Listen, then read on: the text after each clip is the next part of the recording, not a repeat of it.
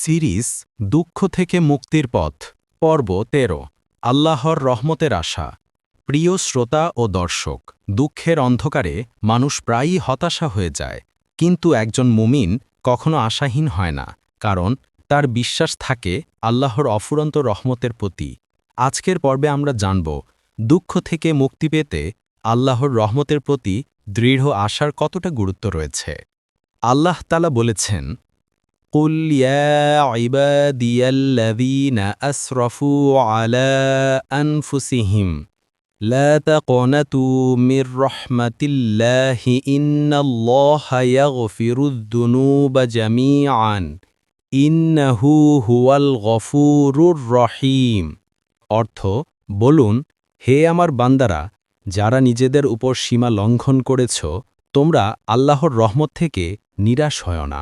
নিশ্চয়ই আমি সকল গুনাহ মাফ করি, নিশ্চয়ই আমি ক্ষমাশীল, দয়াময়। সূরা আজ-জুমার আয়াত ৫৩।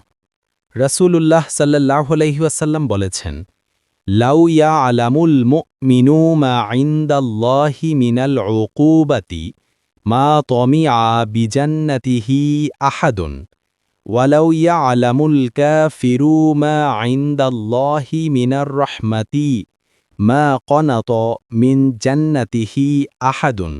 অর্থ, যদি মুমিন জানত আল্লাহর শাস্তি কত কঠিন, তবে কেউ জান্নাতের আশায় থাকত না, আর যদি কাফির জানত আল্লাহর রহমত কত বিস্তৃত, তবে কেউ তার জান্নাত থেকে নিরাশ হতো না।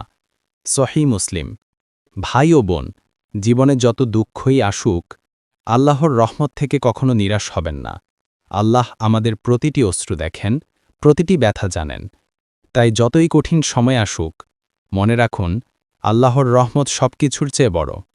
তিনি দুঃখকে আনন্দে পরিণত করতে সক্ষম। হে আল্লাহ, আমাদের অন্তরে তোমার রহমতের প্রতি দৃঢ় আশা জাগাও। আমাদেরকে হতাশা থেকে রক্ষা করো, আমাদের দুঃখকে সহজ করো, গুনাহ মাফ করো এবং জান্নাতের পথে পরিচালিত করো। আমিন।